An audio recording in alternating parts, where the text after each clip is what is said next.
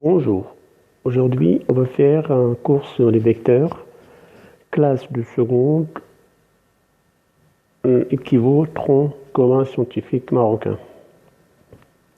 Alors le plan du cours, on va voir la notion de vecteur ou bien la notion d'un vecteur. Alors pour définir un vecteur, il suffit d'avoir deux points A, B. Alors quand on se déplace de A vers B, alors là on définit un vecteur. Avec la translation, bien le déplacement du point A vers le point B, on définit un vecteur AB. Alors pour définir un vecteur, il faut d'abord l'origine,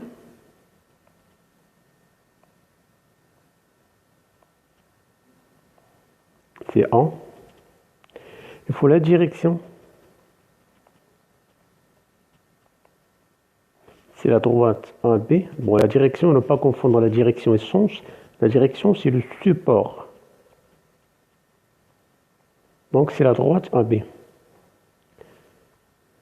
Le sens de A vers B. Donc ne pas confondre direction qui est une droite, support du vecteur, et sens qui indique de A vers B, de B vers A, du bas vers le haut, du haut vers le bas, ainsi de suite. Et la distance, c'est la distance AB.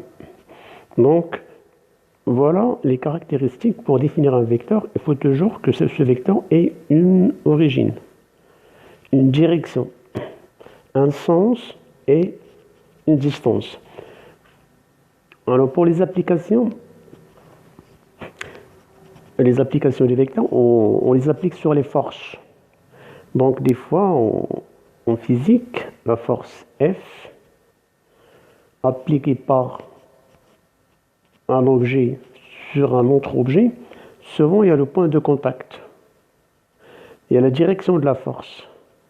Il y a le sens de la force. Après, il y a la distance, ou bien ce qu'on appelle l'intensité de la force. Donc voilà la notion d'un vecteur. En maths, un vecteur, ou bien les vecteurs, c'est des objets mathématiques, comme les nombres. Les chiffres 0 jusqu'à 9, on peut les opérer, on peut faire des additions, des soustractions, des multiplications. Alors pour les vecteurs, c'est la même chose. Pour les vecteurs, c'est des objets mathématiques qu'on peut aussi manipuler. On peut faire la somme de deux vecteurs, on peut soustraire le vecteur, on peut multiplier un vecteur par un nombre, et on verra l'année prochaine, on peut faire le produit, ce qu'on appelle le produit scalaire de deux vecteurs. Il y a aussi un autre produit, c'est le produit vectoriel de deux vecteurs. Donc, ce qu'il faut retenir, c'est que les vecteurs, c'est comme les chiffres, ce sont des objets mathématiques. Alors, le vecteur AB et le vecteur BA, remarquez bien, le sens c'est de A vers B, alors lui c'est de B vers A. Et AB, bon, ils ont la même distance, ils ont la même direction, mais ils ont des sens opposés. On les appelle deux vecteurs opposés.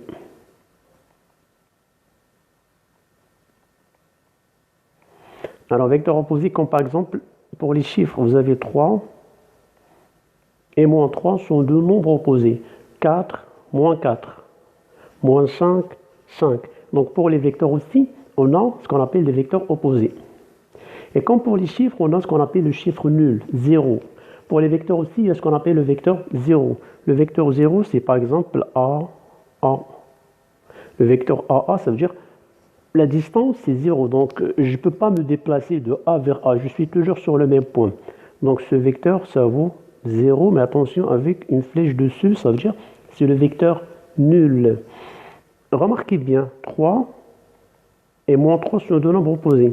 3 plus moins 3, ça donne 0. Donc quand on ajoute, bien quand on fait la somme de deux nombres opposés, on aura toujours 0. Même chose pour les vecteurs. Quand on fait la somme de A, B, plus BA, ça doit donner aussi 0, le vecteur nul. Donc on dit que A, B, BA sont deux vecteurs opposés. Autrement dit, A, B, je peux l'écrire, c'est égal à moins BA. Le vecteur AB, c'est égal à moins BA. Comme par exemple ici, 3, c'est égal à moins 3. Moins, ça fait plus. Donc AB égale à moins BA. Et comme les nombres, on a deux nombres égaux, 2 égale à 2, 3 égale à 3. Alors pour les vecteurs, dire que deux vecteurs sont égaux,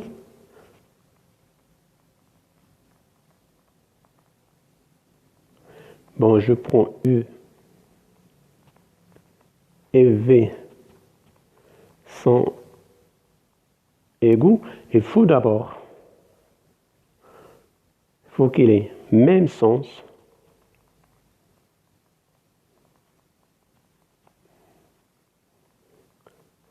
même direction, même distance. Alors pour que deux vecteurs U, V, ou bien dire que deux vecteurs sont égaux, il faut d'abord que ces vecteurs vérifient certaines conditions. Il faut d'abord qu'ils aient même sens, même direction, même distance. Alors juste pour la direction, attention, quand on dit la direction, soit qu'ils sont situés sur la même droite, E, V, ou bien situés sur deux droites parallèles, E, V. Donc je parle de la même direction. Même direction, ça ne veut pas dire qu'ils sont situés sur la même droite. Elles peuvent être situées sur la même droite comme elles peuvent être situées sur deux droites qui sont parallèles. Donc voilà la définition de vecteurs égaux. Passons à la suite. Relation de Schall. Alors pour la relation de Schall, c'est une relation très utile qui permet de réduire les expressions vectorielles. Alors je prends un exemple pour bien comprendre. A, B plus B, C. Donc, pour appliquer la relation de Schall, à chaque fois qu'on rencontre un vecteur AB, la deuxième lettre CB et la première lettre du deuxième vecteur CD, alors là, on est en présence de la relation de Schall avec un plus, bien sûr, pas avec un moins, avec un plus. A pour la deuxième lettre du premier vecteur, c'est la même que la première lettre du deuxième vecteur. Donc, ceci, ça va donner égal à AC. Donc AB plus BC, ça va donner AC, ce qu'on appelle la relation de Schall. C'est une relation très utile, donc ça va nous permettre de réduire la somme de deux vecteurs en un seul vecteur. Des fois, des petits pièges, c'est par exemple, on peut avoir BC plus AB. D'apparence, évidemment, on n'a pas la relation de Schall d'apparence J. Mais si on inverse les vecteurs, j'ai le droit de les permuter. Je commence par écrire d'abord lui en premier. Après, c'est le deuxième, ou bien le premier en deuxième, plus BC. Et là, on a bien la forme de la relation de Schall, ce qui permet d'écrire que AB plus BC, ça donne AC. Des fois, d'autres relations qu'on peut rencontrer dans des exercices, par exemple, réduire B, ou bien plutôt AB moins CB. Attention, la relation de Schall, on n'utilise pas le moins. Simplement, rappelez-vous ce qu'on vient de voir, que moins AB, c'est égal à BA. Donc à chaque fois, dans une relation, vous avez un moins, et on cherche à supprimer ce moins-là, il suffit juste d'inverser les lettres. Moins AB, c'est la même chose que BA.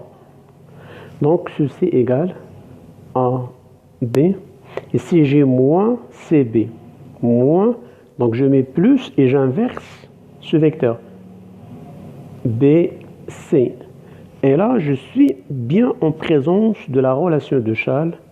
B, ça va donner AC.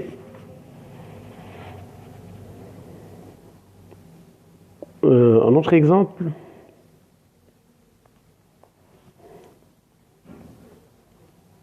AB moins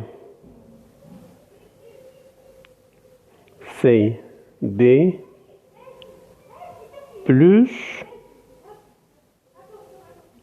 CD. On vous demande de réduire cette expression. Alors évidemment, on a des lettres qui se ressemblent. Ici j'ai un B, ici j'ai un B, et là j'ai un C, j'ai un C. Mais le problème c'est le moins. Alors comme je viens d'expliquer là, chaque fois que vous avez un moins, un vecteur, on enlève le moins et on inverse le vecteur. Il faut juste permuter les deux lettres. AB, ça devient BA. Donc d'abord, je commence par supprimer les signes au moins. AB, plus, j'inverse ici, c'est BC. Après, plus CD. Et là, j'ai l'embarras de choix. Je peux commencer par calculer d'abord ça. C'est égal à AC plus CD. J'ai une deuxième relation de Chasles avec C. Finalement, j'aurai, c'est égal à AD. Donc voilà ce qu'il faut retenir pour la relation de Chasles. C'est une relation qui permet de réduire les expressions pour les rendre simples. Alors, collinéarité de deux vecteurs. Alors, collinéarité de deux vecteurs, c'est-à-dire si les deux vecteurs, il y a le préfixe colli, ça veut dire même ligne. Alors, deux vecteurs,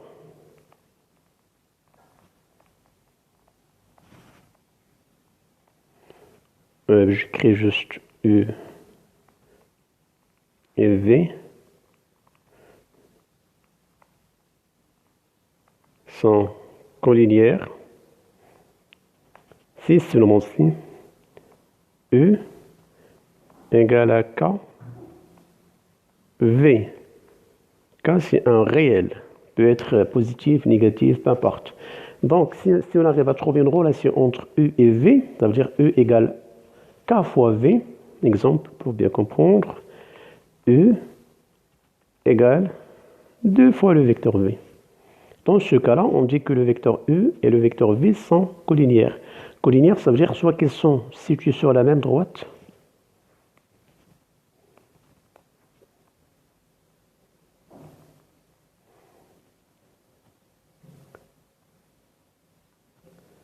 ou bien soit qu'ils sont situés sur deux droites parallèles. U, V. Donc voilà la notion de la collinéarité de deux vecteurs.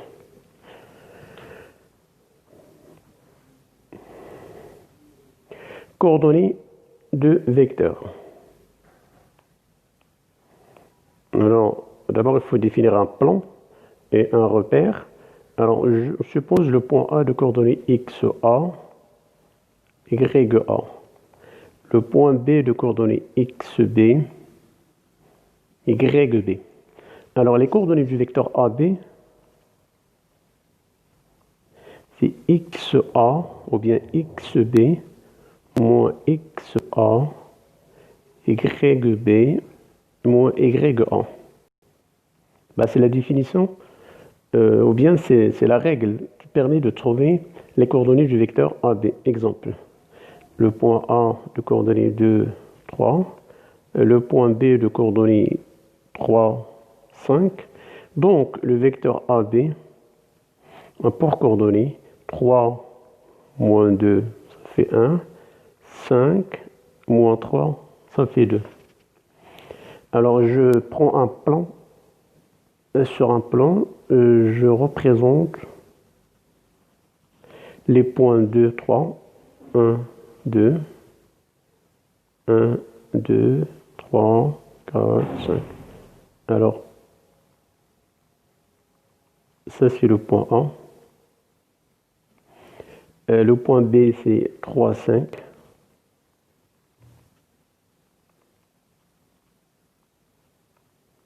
Et celui c'est le vecteur AB. Alors remarquez bien que le vecteur AB a pour coordonnées 1, 2, A, 1 sur l'abscisse. Remarquez bien, ça veut dire que je me situe au point A. Pour y aller vers B, je fais une unité sur l'axe des abscisses et 2 unités sur l'axe des ordonnées. Ça c'est 1, 2. Graphiquement, je peux trouver les coordonnées d'un vecteur graphiquement.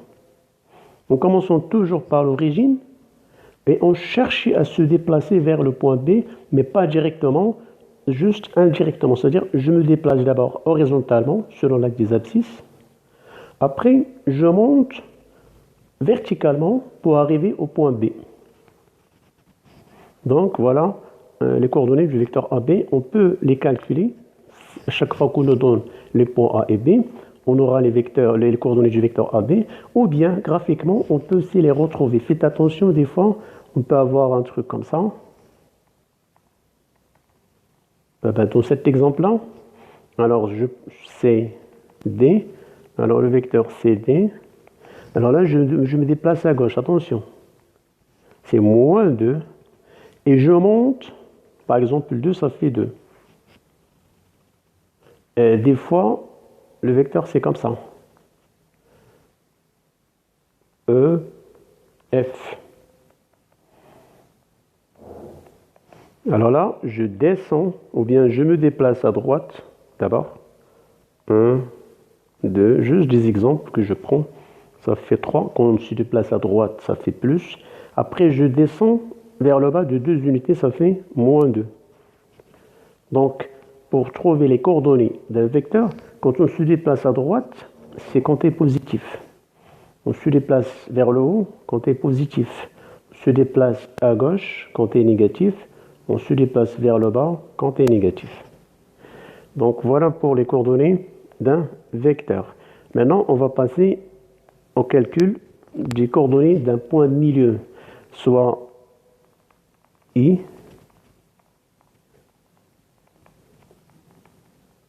milieu de segment AB. Évidemment A, pour coordonnées XA, YA, B, pour donner XB, YB.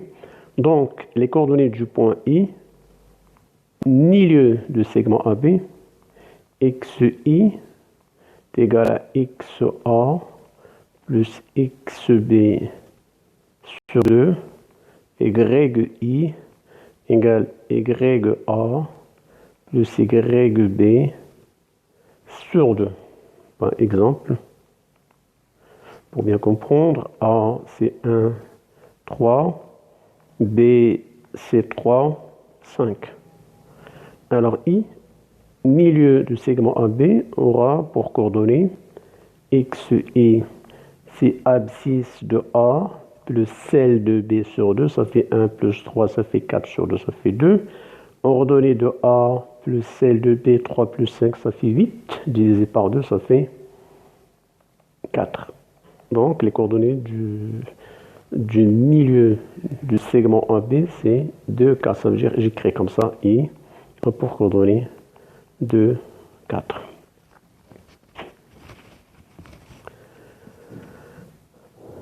Après, on va parler de la distance entre deux points.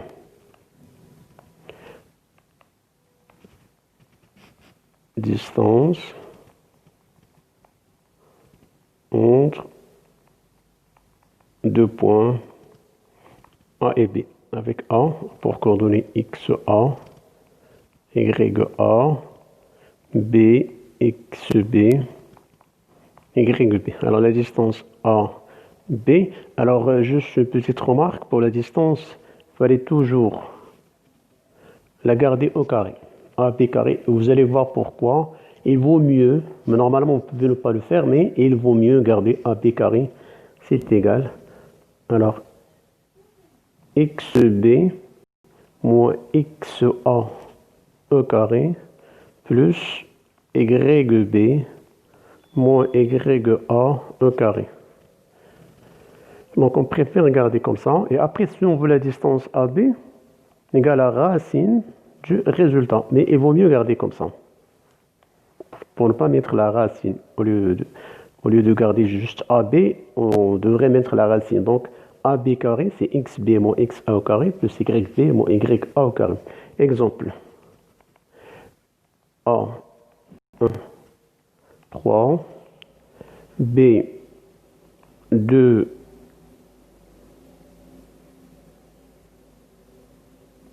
7 ou 6. Donc je calcule A, B carré la distance au carré. Alors XB, c'est lui, c'est 2. XA, c'est 1 au carré. Plus YB, 6. YA, 3 au carré. Ceci égale A, B carré. 2 moins 1, ça fait 1 au carré, ça fait 1. 6 moins 3, ça fait 3 au carré, ça fait 9. Donc, AB carré égale à 10, ce qui fait que AB égale racine du 10. Bon, si on vous demande la distance, AB égale à racine du 10. Mais si jamais on vous donne un triangle ABC, on vous demande quelle est la nature de ce triangle. D'abord, je calcule la distance AB, je la garde AB carré. Supposons j'ai trouvé 5.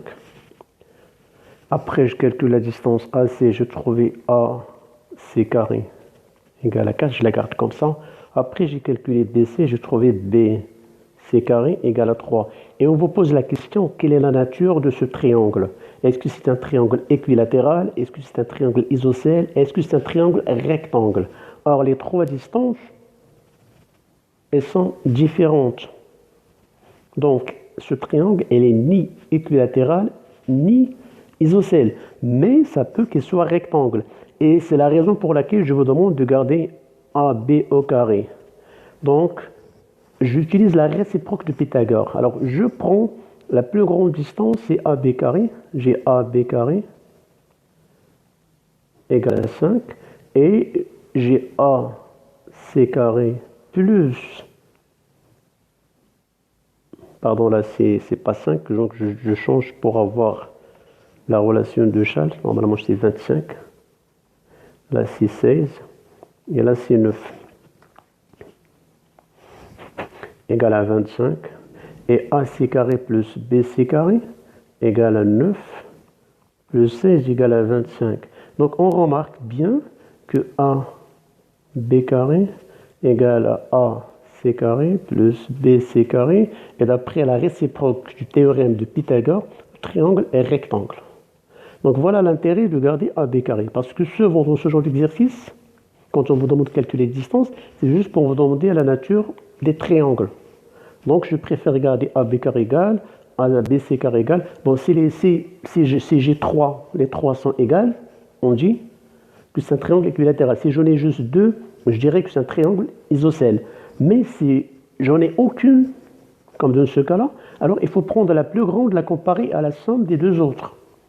Si c'est la même chose comme ici, c'est-à-dire si la plus grande égale la somme des deux autres, alors j'utilise la réciproque du théorème de Pythagore pour conclure que ce triangle est rectangle.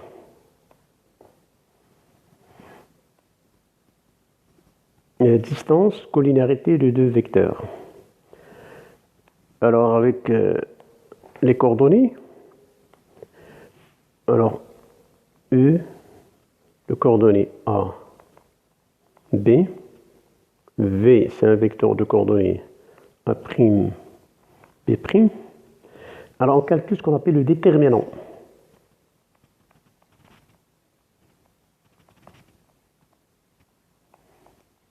E, V. Bon, c'est juste deux barres comme ça. Alors je prends sur la première colonne les coordonnées de U, A, B. Deuxième colonne, celle de V.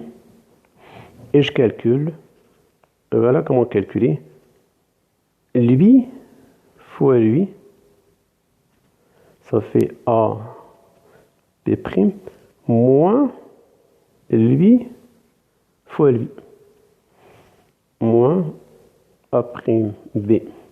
Alors ici, il y a deux cas.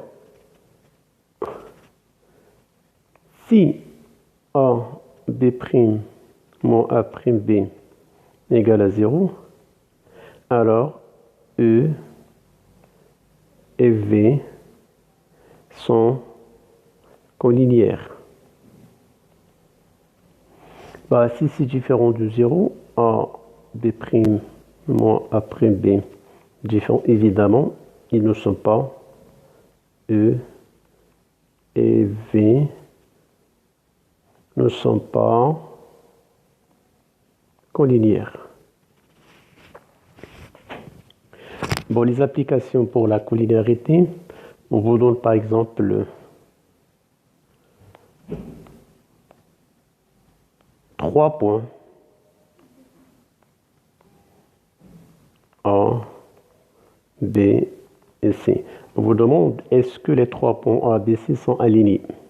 Et souvent, on vous donne les coordonnées de A, de B et de C. A par exemple 1, 2, B par exemple 1, 3, C 1. Bon, exprès, j'ai pris cet exemple. Alors, à chaque fois qu'on vous pose la question, est-ce que ces 3 points sont alignés?